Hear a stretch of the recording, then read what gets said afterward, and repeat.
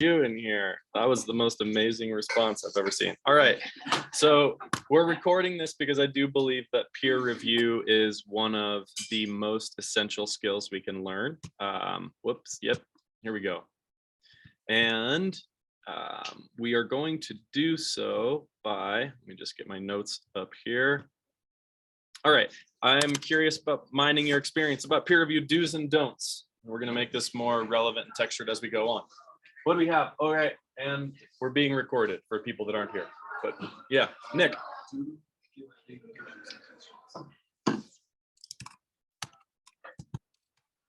Thank you, Lucy.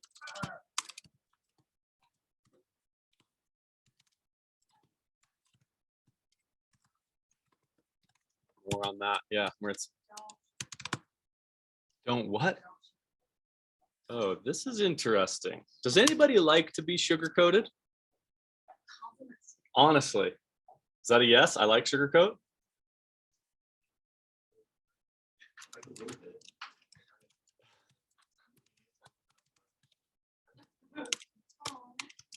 So, yeah, note this. If you are in a group with Keegan, we're going to come back to this because some of these prescriptions about do this and don't do that assume that there is a right and a wrong way to peer review. When in actuality, if we learned anything from Bitzer, peer review is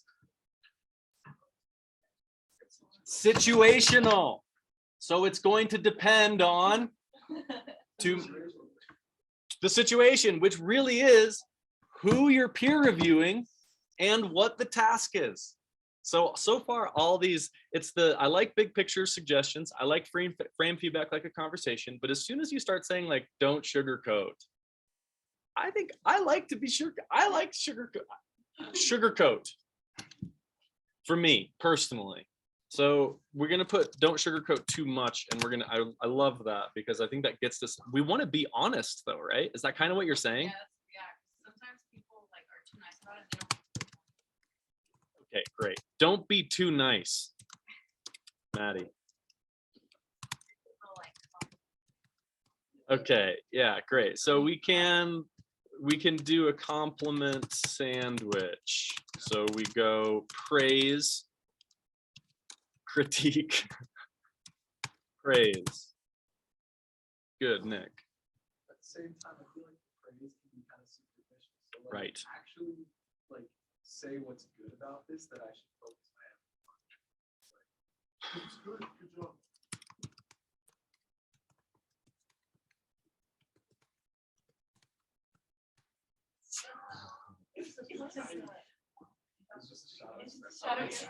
Be honest and genuine in your praise is what we have. I think the other big one is to in specific as much as possible, right?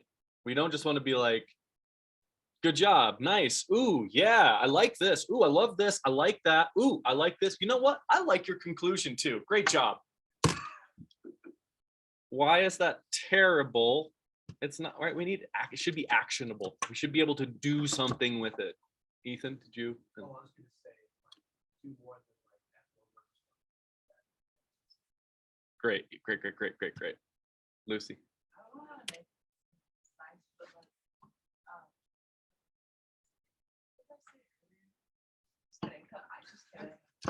like, just kidding. All right. Do be patient. Yeah. Kind of going off of what you said earlier, like make sure your critique is actionable too, and it's not like super vague over what you need to fix. Nice.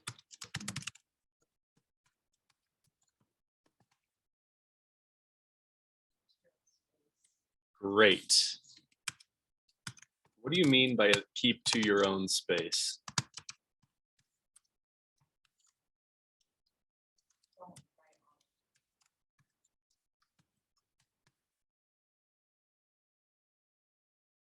How well, I put respect to writer. How well do we respond when people tell us what to do? Generally not very well. How about when people tell us to do something that we're not actually sure if we should actually do? Like they're actually giving us bad advice, maybe even worse. This was a big part of the Straubenenser reading that they were basically saying one of the key things we need to do is just to provide our perspective, not a prescription about what to do. So I'm not like, oh, delete, add this, do this, do this. Okay, now that I've rewritten your paper, it should be much better now. Aren't you so glad you're in a group with me? No, actually, I'm not. You're tone deaf to our peer relationship, but I can't say that because that might not be very nice. So instead of being like, change this, change this, change this, change this, what might you do instead? If they really actually should probably change all those things. Instead of changing it for them and rewriting for them, you want to respect them. What could you do instead of, yeah, Keegan. Say like, Yeah, and I'm going to say ask questions to clarify. So instead of make this paragraph shorter, you could say in the margin, might this paragraph be shorter? Or this is the perspective. I had a hard time getting through this paragraph, just me. And I might need another tiny latte in a little cup before I like actually am able. I know. We should get that on the camera up here. Oh, yeah, Yeah. Does that make sense? Like, you're basically you're providing how you see the work, not what they should do about it, which is really actually a big difference because it gives people respect, right? This is especially true. I asked you how peer review translates to the bigger world. On a scale of 1 to 5, how much do you really care? Like, will you be invested personally in this essay that you're writing this week? 5 being like, this essay is me. If someone insults this essay, they'll be insulting me. How invested how invested will we be with our essay? Just guessing. Notice there's some 4s and some 1s. It's the highest one. Thank goodness. If you said 5, I would be like, let's talk. Let's talk about college essays. No. In the real world, if you are working, has anybody worked on a team in a non-academic setting where people put a lot of themselves into something and then they need to share that work like artistically with other people? Maddie's smiling. Do you want to say something on this? Well, yeah, every time for theater we do a production, it's everyone's designs together. Also just working outside of like it's like all their designs. You gotta be respectful. Because people get invested in their work, right? I'm bringing this to you. This is like my baby. You want to handle the baby with care. Not be like, wow, this is a very trashy baby. That's not a nice thing to say, right? So this is really about that big point. You are not trying to rewrite your peers' work to make it better, because what do you know? It's their work. You do, however, you can see things that they can't see. We've seen this before, right? Someone else notices your work and they see something you didn't even recognize about it. That's super valuable. Okay, other do's and don'ts. Yeah, Parker. I don't know if this was already said, but just staying objective, like not trying to rewrite their argument or trying to Oops. kind of being objective about what's actually wrong there.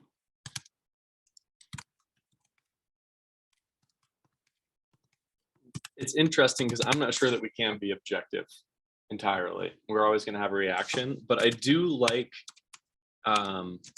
let's say, focus on the task. In our sense, we're going to have a rubric, right? And we're going to look at that. So if we can offer suggestions that you're like, that are about the rubric, that would be probably better than just like, I liked this or I didn't like this, which I think is what you're getting at. I really like that.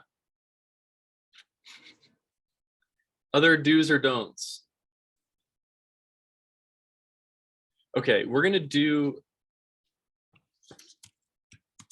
I do like big picture suggestions. Don't just focus on spelling and punctuation. I heard someone say that, like you get a peer review and you're like, I think this is misspelled, comma here, period there. Actually, maybe paragraph break here. Otherwise, pretty good. It's like, okay, right? Don't just focus on spelling or grammar, particularly if it's a shitty draft. Right? Okay. One of the main things that we're going to do when we do peer review is start with, you guessed it, questions in a conversation. So you're framing your feedback like a conversation. I would suggest actually starting your feedback with some questions. What are some good, helpful questions to ask before you get started with giving someone feedback on their work? There's 3 of them that I'm going to suggest, but there's probably some other ones that I'm not noticing. Lucy, before you even read it, like you just, we entered into a group, you give me your essay, I'm not going to read it yet because I'm going to talk to you about your work first, which is going to help me frame my feedback like a conversation. Yeah, Kelsey. Can we ask them to kind of summarize your? Yes.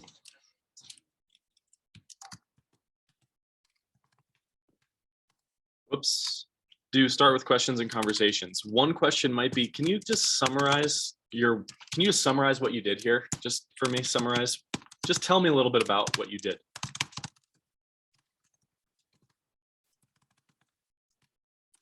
Gives them like just as open-ended of a question as possible. Just tell me about what I'm about to read, if you can. See what they say. Nick, do you have another one? Yeah. What's your Great. I think that's a kind of different one. What kind of help or perspective might you need? This is really, you're basically asking like, does anybody work in customer service? What do you say when you meet a new customer? Great. You can start with that. Hey, I'm Sean. How you doing? This is nice. It's almost also like a, how can I help you? Right? How can I be of service to you? Here's a big do. Actually give a shit. And not just about, this is what's interesting, about helping them or about providing, about, how do we want to say this? About helping them improve. And this is the key one, and improving your own skills as a reader and communicator. Number 1 trait employers are looking for that they're having a hard time finding in prospective candidates. Does anybody know what it is? Teamwork, communication across a variety of stakeholders. That's kind of what we're working on. Okay, so to get at what kind of help or perspective might you need, there's some other questions we can ask that are a little, because sometimes we don't know what kind of, I was like, I don't know. I'm just tired of this. So there's some other questions we can ask. And it's this one. What ratio of critique to praise do you like? I'm going to ask you all this right now. What percentage, if I was to give you feedback on your work, on a draft, what percentage of it would you like to be sugary, specific praise? And what percentage of it would you like to be critical, red pen? You know, that's a question. So what percentage, we'll just do what percentage of praise, knowing that the other percentage is going to be criticism. Does anybody want 30% praise, 70% criticism? Anybody want more praise than that? Keegan wants 50% praise. Guess what the literature on giving students feedback on their work is? What writing instructors are supposed to, the proportion that writing instructors are supposed to give students on their work. 3-to-1 praise to critique. Wow.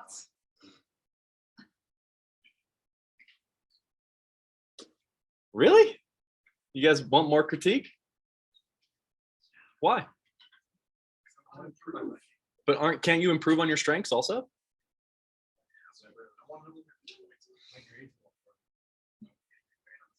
Aha, I want to get a good grade on the paper and critique. I guess that's maybe most of the feedback you get is after you turn in the work, which is kind of a bogus design. It would be better if I could read all your work and just be like, this is what I would do. But that's terrible. Okay. So I actually really like this question because you might be in a group with Keegan and Keegan's gonna be like, you know what? I want 4-to-1 praise to critique. Okay, let's just pretend. Let's just pretend. You might be in a group with Bill up here. Bill says, there's no Bill, Ben. It's just a there. Okay, yeah. Bill says, I want for every piece of criticism you give me, I want 4 pieces of praise. Now, what's your job as a peer reviewer? Find some specific things to praise. Give Bill what he wants. You could challenge him and be like, you know what? As a peer reviewer, I'm terrible at giving praise. I was going to say that. So maybe, could I critique you more? Just, okay. What does asking that question also establish in your peer review relationship? If I ask you, Ethan, how much praise or critique do you want? Like, what's the ratio do you like? How do you feel at this point? Great. And I love that. Do you feel like I care about you and I care about the process? Great. That's what we want. Okay.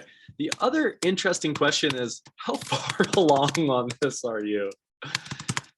And I've seen this a ton in collaborating in music, producing work, musical compositions across studios and across time.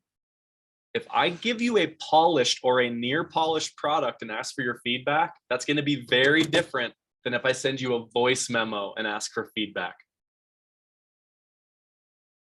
I've had people share songs with me and I'm like, you need a bridge. And they're like, fuck you, man. You just spent $6,000 on this song. We're not going to go back in and add a bridge. That's not helpful feedback at this point.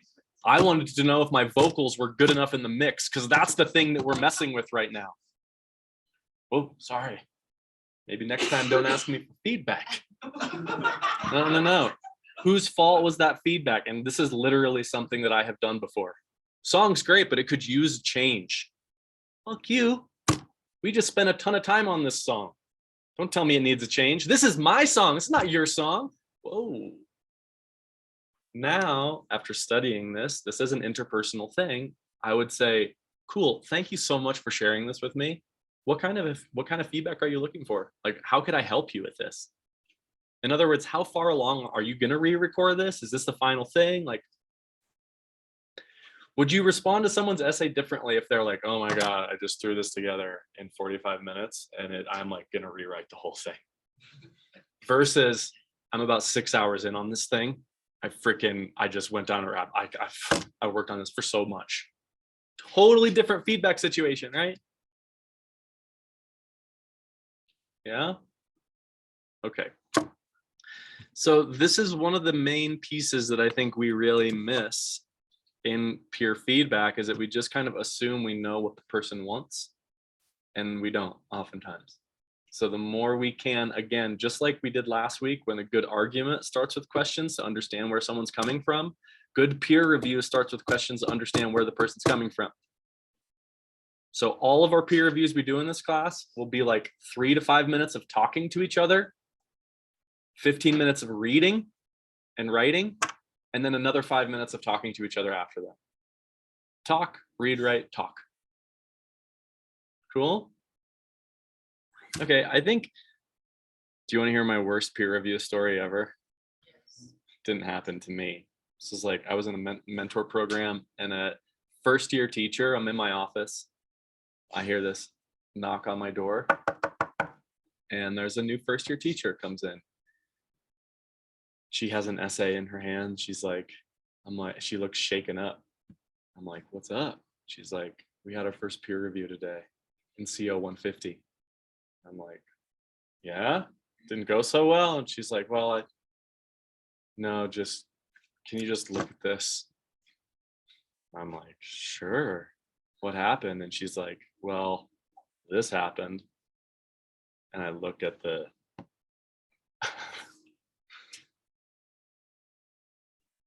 ratio of positive to negative was 0% positive to 100% negative. Everything to the extent that the end comment on the paper was, I'm not sure if you are able to be in CO 150 at this point. There is a remedial section. There's a CO 130. and clearly your writing and thinking isn't up to the ability that it needs to be able to pass this class. So if I were you, I would consider dropping and getting into an earlier writing class, because this won't cut it in college. And I hate to be the bearer of bad news, but you're way behind and you're not going to make it. So the student started reading. She's like, I started reading this paper. She said that she just saw the student, like she noticed her body language just started to shrink. And then she started to cry. And then she came up to the instructor and was like, should I be in this class? Who did that? Right?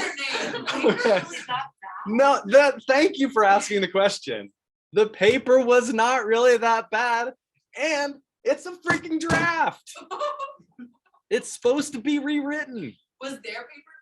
Who reviewed theirs? This is what's your reaction to this beyond like, who is this asshole? Is she okay? Well, interestingly, according to the rhetorical situation, and why I like teaching the rhetorical situation, who is the terrible writer in this exchange? The person giving that terrible feedback. And what was so hurtful about the feedback is it was so eloquent. It was like very clear, and all these suggestions on what to do. Every sentence was like, da, da, da, da, da, da, da. We're gonna look at an example today. Writing, like, don't do that. Like, be nice, right? Give people, the other thing that's interesting about revision. Have we written a good paper when we're in a place where we have time and energy to give to a project, right? Like we write better when we have more time and energy to give something, and sometimes we don't. So yeah, I don't know, do you want to hear what I told this teacher? I mean, what would you have told this first year teacher?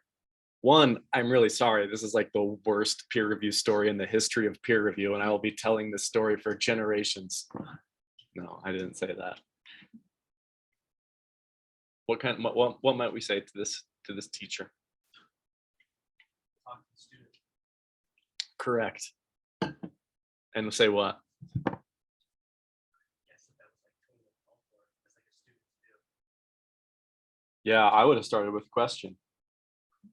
What gives you the right? Not that. Because notice that would be a rhetorical question, because I actually don't want an answer to that question. I want you to know, right?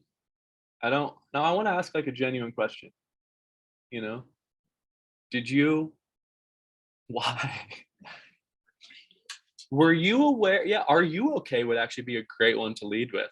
I'm concerned about you. I've not seen anything like this before. And, you know, how do you think your peer responded to this? You know? So, okay, we have so far focused on the interpersonal aspects of peer review, yeah? Like how what I say affects you as a person, and how what you say affects me as a person. And this is a huge, interesting thing. Interpersonal communication, conflict resolution, how to like be nice to each other. It's actually more complicated than it seems, right? The big things that we haven't said yet is you should focus on the requirements of the assignment or the task. In the real world, this might be the client brief or the memo, whatever you're writing to. So you don't want to be like, you know what I think this needs? Some poetry. Do you write poetry? Just like put a poem in here, right here. Is that what right? So I want to spend the rest of the time actually focusing on what makes good writing and how we can improve our peers' writing, if that makes sense, because that's what we're working on. Cool. Okay. We are looking at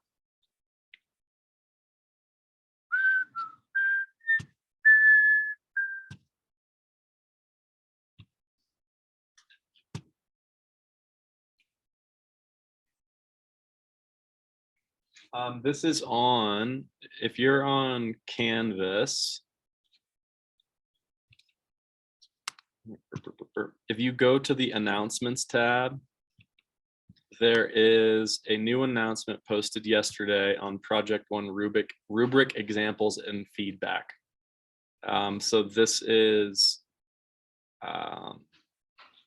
you know, they're all analyzing the same article we analyzed. And so under that announcements, this is the rubric. And I actually think, I'm curious in your notes to play like the most important word game. Notice how this is structured, that purpose is first, and then audience, and then development, and then organization, and then style and appearance. That's by design. What's the most important thing you could be giving feedback on? Purpose and how the audience reads it. We're going to just collapse that into purpose as one. Development means how you develop your ideas with evidence, which means short quotes, succinct paraphrases, and lists to exemplify your points. Those, not only you don't just put quotes in there, you explain how they connect back. Organization, you might rather use the word structure than organization. This is like how the piece is built. What comes first, second, third, how those pieces are introduced, how those pieces are concluded would be the structure of the piece. Your style has to do with your sentence variety and word choice. That's all style is. The variety of your sentences and the words you choose to use. We're going to do more on style as we go. Appearance is just whether or not you'll use MLA or APA. Okay. Notice we have under purpose, tightly focused on the rhetorical analysis, little to no summary. So what feedback might you give to your peers on this? Instead of cut out summary, this should be analysis. I'm reading this as summary question dash. I'm wondering how you might connect it to the exigence in this paragraph. How might you connect? Is this summary question mark? You might say a little more to connect it to audience, since that's the paragraph I'm in. We're looking for excellent rhetorical awareness rooted in theory. We're looking for a clearly articulated and a specific thesis that guides the essay. This thesis demonstrates careful and close reading of the article and the assignment. And for excellent, like this upper level, I'm looking for an insightful and or creative approach to the assignment, integrating theories and text in novel ways. It's a high bar to write an excellent essay in this class. For your audience, I'm looking for evidence of just making it easy on the reader. So did you go through, does it look like there was good brainstorming and note-taking and drafting and revising? The only thing that's not in here, and this is worth bringing back up on our notes, is remember when we did last time, editing is not the same as revising. And this is really worth re-mentioning. Editing is the fine detail. Revising is the small, I'm sorry, editing is the fine detail, small, like, it's like your fine-tooth comb. Revising is like the big picture. I brought in a prop today.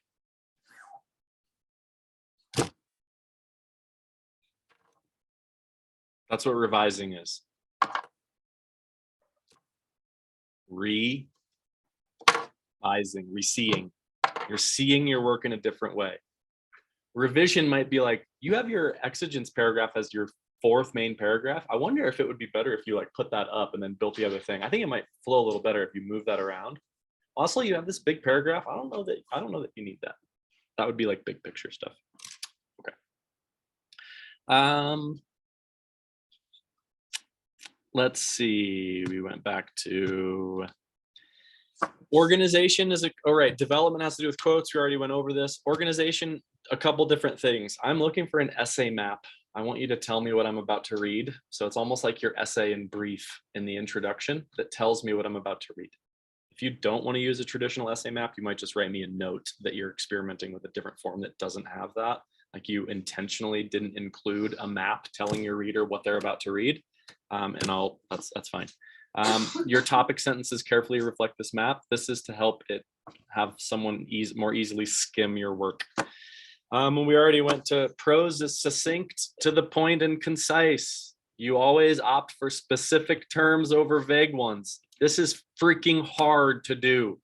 Like second, third draft style, almost impossible to do on a first draft, is to get super succinct and tight prose. Almost impossible.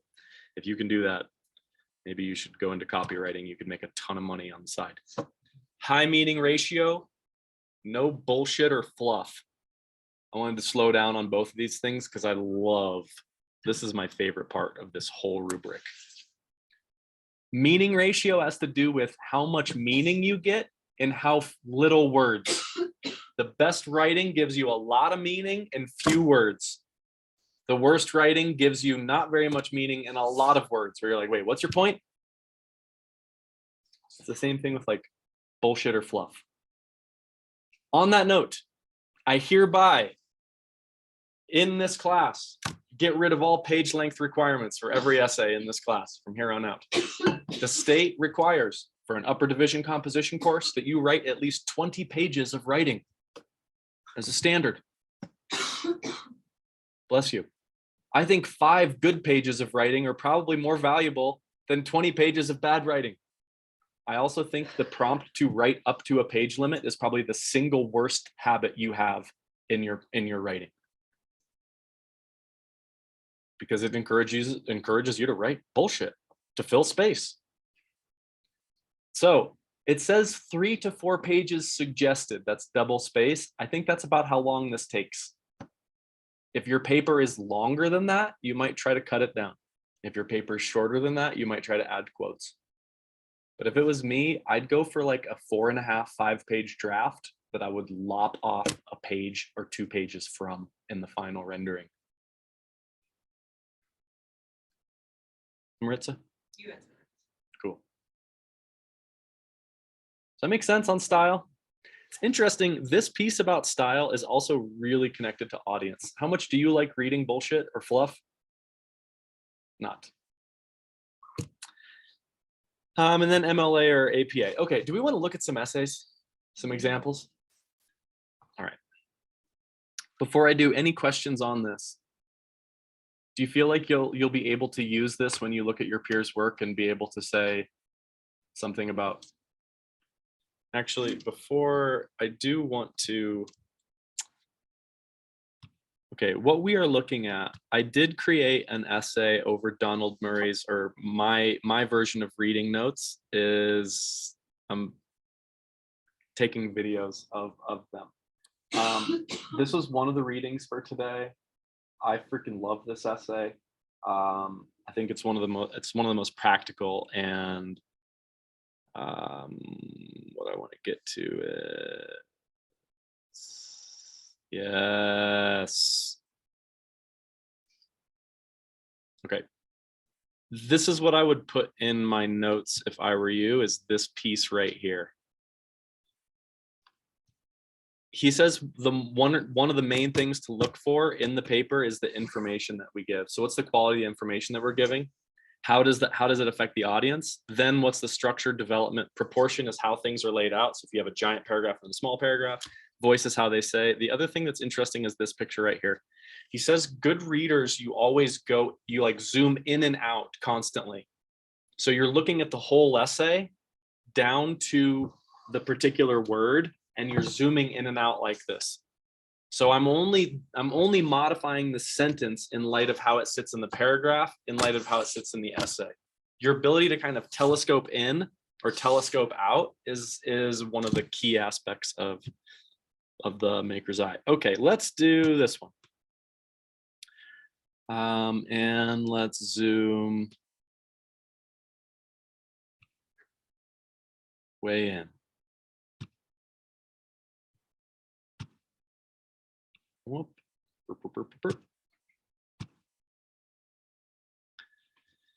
These names are fictionalized.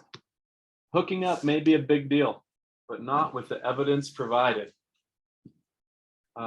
Another interesting bit of advice is to not, if you are the kind of person that likes to make corrections, is to not actually make any corrections until you give it a good read. And what I will do when I read these essays is read the intro paragraph to get a kind of lay of the land, and then start reading the topic and then read the topic sentences to see how you've outlined and structured your paper, and then go back in and read more of the prose inside of it. Okay, hookups are a natural part of most college experiences, but could they possibly be of negative impact to the people hooking up? The article by David Masiotra discusses the issues of hookup culture and dives into the book by Donna Freitas on her ideas of the issues of hooking up. Masiotra is not effective in creating a good argument against hookup culture that can be seen in most colleges nowadays. The author does a poor job of providing good support, organizing his thoughts, does not provide convincing answers to rebuttals, and does not provide sufficient exigence in regards to his audience. Reaction so far? Yeah, Ethan. If you give like the first 3 sentences, I feel like, it can be more concise. Great. How might we, let's pretend I am John Webb. How might you rephrase that into a supporting question? Could you make the intro more concise? Do you want to make the intro more concise? I like a more concise intro. Agreed. Other feedback? This is a really challenging essay to get at, honestly, because so far I feel like, what's the best thing about this for practicing the praise game? What's clear particularly? Yeah, their language is very clear. They don't have that weird language. Masiotra might be effective, like it's Masiotra, it's not effective. It's very specific. Yeah, I like that. Very clear what their position is. How about the quality of the reasons that they give? Poor job of providing good support, organizing his thoughts, does not provide convincing answers to rebuttals, and does not provide sufficient exigence in regards to his audience. I'm going to give that a this, because I kind of, okay, let's see. I'm wondering partially, I'm not sure that he's trying to give support. And I'm not sure, I don't see a clear understanding if this person has thought about who the audience is, what the exigence actually is, and what the constraints are. This is really focused on the argument itself, and I'm not really sure that that's what's, I'm not sure. It's a little unclear to me at this point. So I'm gonna read on. Maschiotra's article describes a book from a different author, Donna Freitas, and uses injections of powerful words to persuade the reader. I'm noticing, then describes the book End of Sex. That seems like a summary to me. Maschiotra also begins a paragraph by talking about the worst part of hookup culture is not, as some conversates would argue, that it would lead to a form of modern Sodom and Gomorrah, but that it is so boring. The next sentence, the author doesn't elaborate on this point and launches into taking into consideration an audience as a key part of any solid argument. Audiences of the Atlantic are like that. By starting out with a clear purpose, author can easily change the view of his audience without one. It can quickly, that's reading like a summary. I'm sorry, like a conclusion. Okay, other things we're noticing at this point. Yeah, Nick. I see a lot of summary. I see a lot of summary also. I'm also noticing like stylistically a lot of redundancy. It seems like there's a lot of repetition here. Yeah. I don't see a big picture takeaway. I can see a bunch of charts without something formal. I also kind of see that, and I'm trying to give the student the benefit of the doubt at this point, because this critique of not providing good support or organizing his thoughts or providing convincing answers to rebuttals, I feel like this is going to be a hard thing to support, honestly. It's a tricky essay map to actually follow through on. But I'm willing to go there, and let's read this first paragraph. Maschiotra's article describes a book from a different author, Donna Freitas, and uses injections to persuade the reader. At points, it feels like he is trying to sell the book to the audience. The author uses adjectives to help describe the point, and I feel like it detracts from letting the audience make their own judgments, thereby limiting the constraints of the argument. I am already, how is your engagement with the prose? I'm looking at a lot of like confused looks, like we're actually trying to figure out what's going on here. Jack's face says it all. He's like, that's not what you want. I also, which adjectives? Tell me, list them. I would have loved to see the list of adjectives you're talking about. That would have been excellent. As it is, also, which constraints? Tell me. He describes the book End of Sex, how hookup culture is leaving a generation. I only noticed this. Wow, what a laying out of what the exigence is. Happiness, fulfilling sexuality, and intimacy. That would have been a really interesting, you could have said that this is really framing the exigence of this point as an important, wise, and brave. He goes on to say that the book is informative and pamphlet as painfully accurate assessment. By continuing to praise in the first paragraphs, it detracts from the points the author is trying to make later on.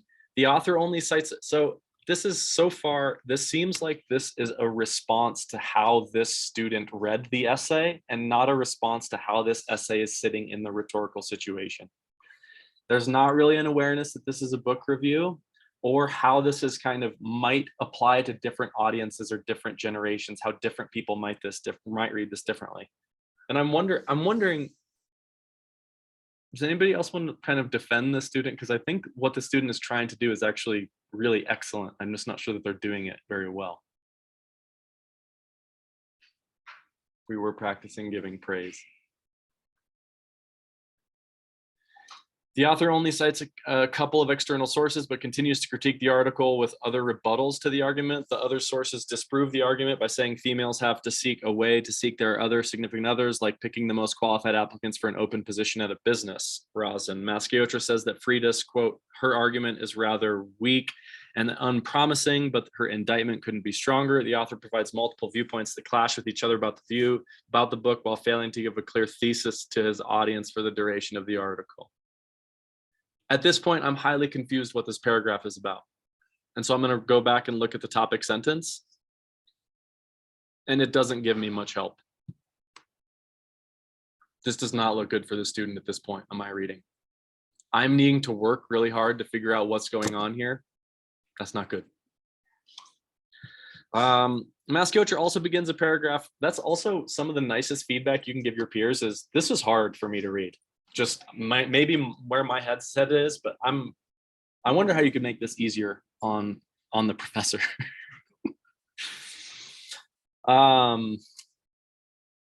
Masciotra also begins a paragraph by talking about the worst part of the hookup culture is not, the next sentence, the author doesn't elaborate on this point and instead launches into how the author is incorrect after praising Frida's for the first two paragraphs, which is kind of in the subtitle.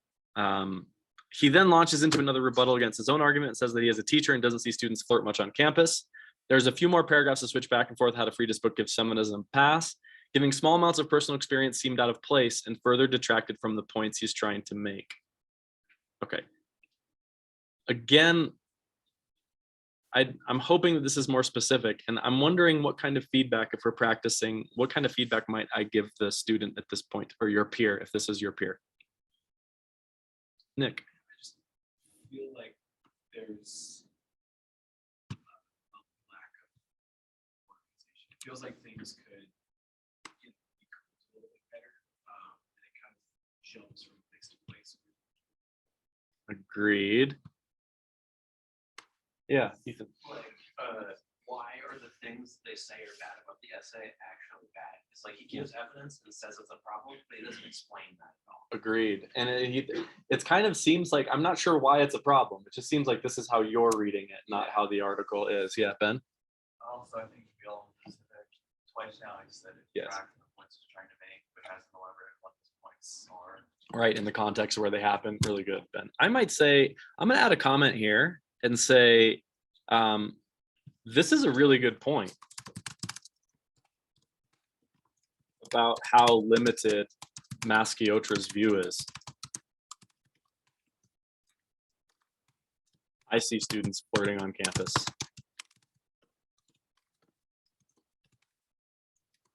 Rarely. Actually, you know what? That's terrible. That's not relevant. Man, I'm the worst writer. No, that's not true. I'm in process. Okay, I'm gonna say, I wonder how you might connect this to audience or constraints. Who might notice that this is a problem? I don't know, actually, that last part of that comment isn't really that good. So maybe I'll just delete that. No, I'll keep it, whatever. They can figure it out. This is what it's like to be a writer in my head. It's terrible. This is why I really believe in shitty first drafts, because I just gotta get everything out. Otherwise, I just second guess myself all day long. I'm also gonna be like, comment, and I'm gonna say on organization. Maybe I don't want to put it all caps. On organization, I still am having a hard time figuring out what this paragraph is about. Maybe include exigence or audience or constraints. I think that's a nice way to say what's going on here, right? And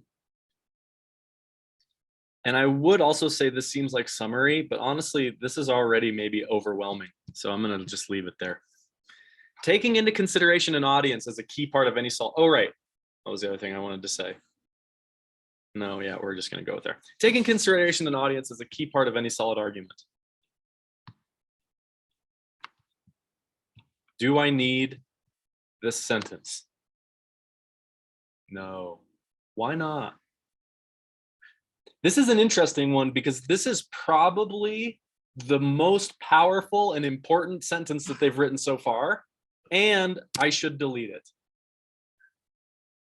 I'm going to go back to those two things I just said. Is this, yeah, Keegan, please. Because the audience of this essay is you. Yes. And it's just too vague to really do much work. So audiences of the Atlantic, I'm not sure that we went over this before. Publications are italicized. And articles are, and books are, okay, articles are in quotes. Audiences of the Atlantic are mostly people who are typically older. But the author does a poor job of addressing who this is really aimed at. Yeah. Great specific information about the audience. This is your best paragraph yet.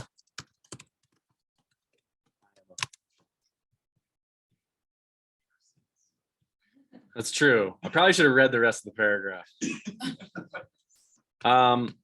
Oh, right. And oh, see, also as a reader, I'm like, this is really getting good. Let's see where they take this. Oh, it's the conclusion.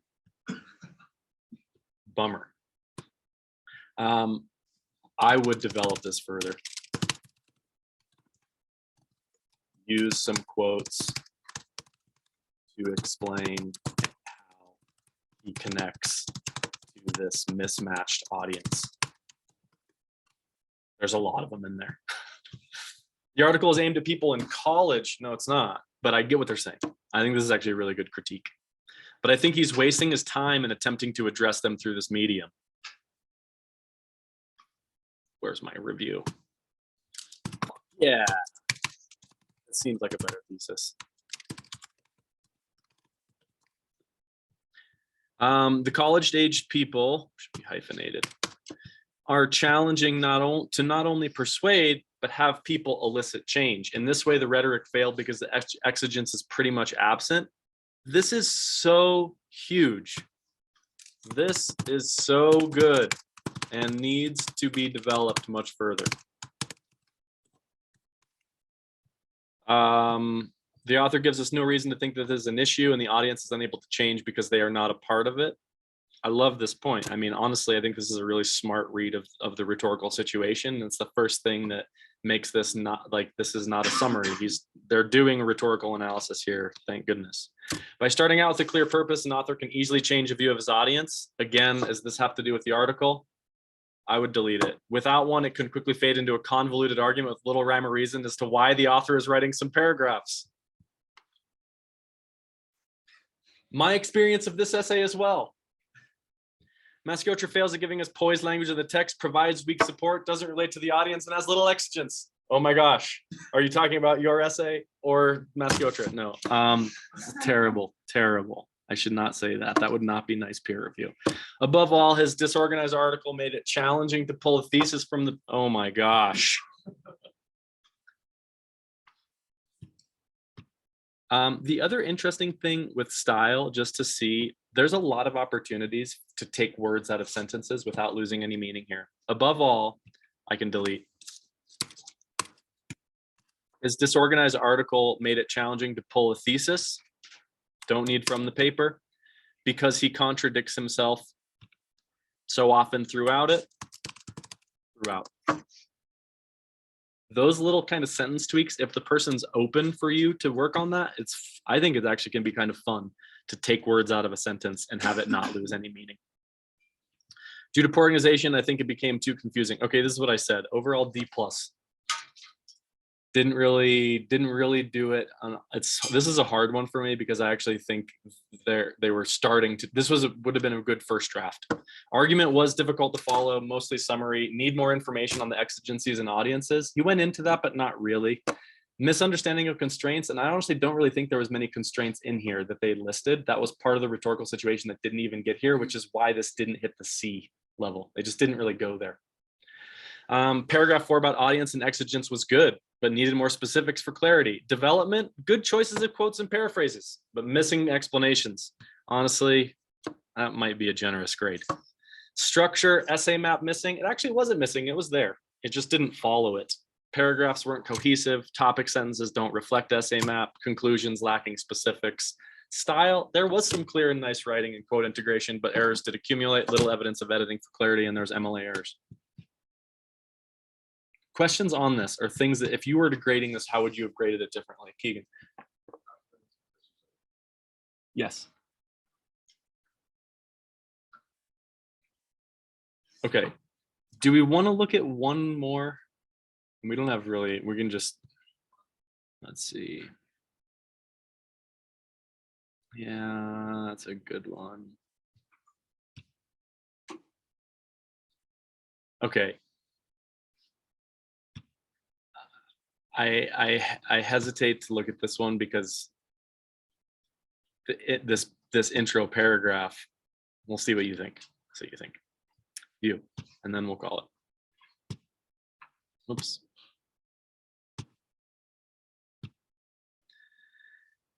The often discussed, oh right, the title, rhetorical analysis of the real problem of hooking up bad sex.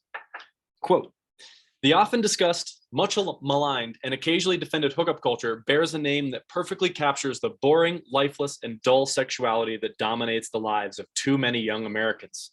Masciotra. The defining feature of this culture, a total lack of emotion. Author David Masciotra condemns such meaningless flings in accordance with author Donna Freitas. In order to not have boring sex, an emotional connection is necessary. Masciotra effectively reviews Freitas's book, The End of Culture. However, he was likely futile in reaching the audiences capable of creating change, and consequently, his rhetoric was unsuccessful. Yeah. Really, really well written. Yeah, Keegan.